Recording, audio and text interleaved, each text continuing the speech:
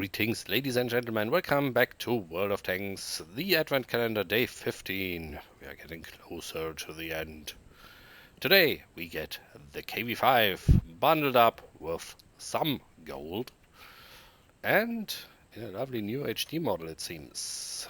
What do you get? You get the KV5, 3,450 gold and a garage slot. Original price of that tank was €27.95 since I gave that to our friends when it originally came out. Today you pay €40 and I'm pretty sure since it's not in the shop normally anymore, you will not get it any cheaper so soon again, if it's not in a mission where you can win it. So is it worth it? Well, what do you get is a very, very big Russian tank with a very big turret, a lot of armor, and a weird tier 7 gun sitting at tier 8 and having premium matchmaking. So, rare chance here to get a tank that can only get into tier 9 matches, or up to tier 9, that is. There you have the base stats, and here you can already see the big downside to it. 167 millimeters of armor penetration, 219 with premium shells. Even that is not that much. Consider the IS-3 sitting at 225 millimeter with the standard shells. So you have to aim very careful. Dispersion of 0.43 is not the best either, but the 7 rounds per minute are acceptable, and 2100 damage per minute is really, really good. Sitting at 1200 horsepower and 12 horsepower per ton, it is not the fastest tank, but it has a top speed of 40 kilometers and it can reach that when going downhill.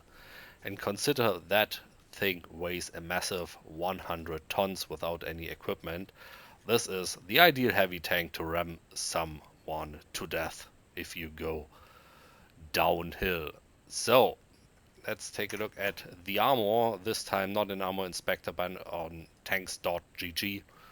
Found that in one of Quickie Baby's video, thought I'd give it a shot.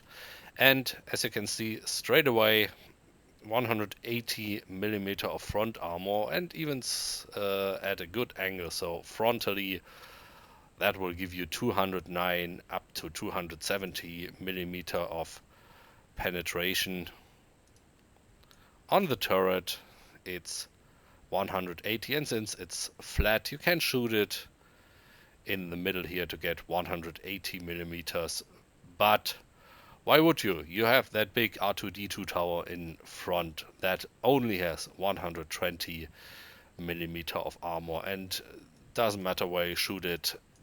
This is your target to go if you have the KV5 from the front. Otherwise, turret, you can see once you hit the sides it will get very hard to penetrate. If that thing is sitting at an angle, you will have quite a lot of trouble getting through anywhere but the cupolars and the turret is just the thing to go. You can shoot it. You don't even need to hit the middle of it. It is just such a big weak point. And that is why people have been seen going with that backwards. But look at that. The upper back plate is only 90 millimeters, so that won't work out as well. You can side scrape backwards. For example, let's imagine you have a wall and you can only see that part. Then it will be difficult because you can only shoot the 150 millimeter side armor at an angle,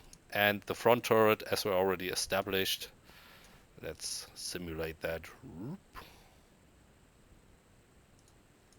Yeah, if you see that thing that way behind the wall, you have a problem. You can shoot it in the cupolars. Even there you will need 160 millimeters of penetration, and the side will be all covered. You can see the little turret. From the backside it seems to work better, because it's at an angle now. So, lots of information, very quick. I won't do a compare to the other heavy tanks since it is I think, a bit in a league of its own. It's a slow tank. It's all about the armor. This thing can really, really tank. And it can really, really take damage if you manage to hide the turret in the front. How much health points do you get? Where is it? 1780 on tier 8. That is quite a lot. So, should you get it? That all depends. I think the price is fair, especially since you get actually quite a lot of gold. 3000, yeah, you have to make up for 13, 17 euro, 16? Around that. Oh wait, 27, 12 euro. Yeah, I think it's a good price.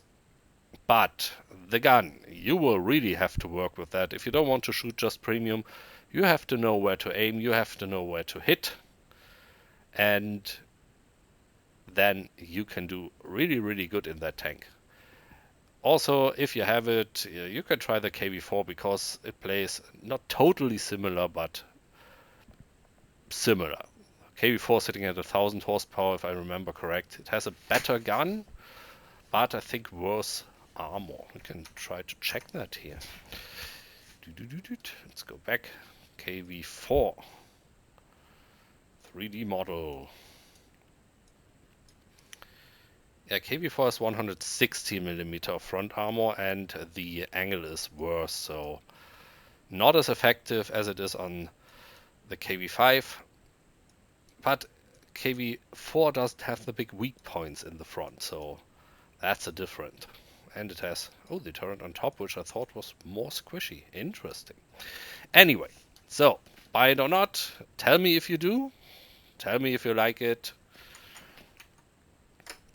And maybe I can provide some gameplay videos sooner or later. I'm still not sure if I buy it, but it is pretty expensive again due to the bundle.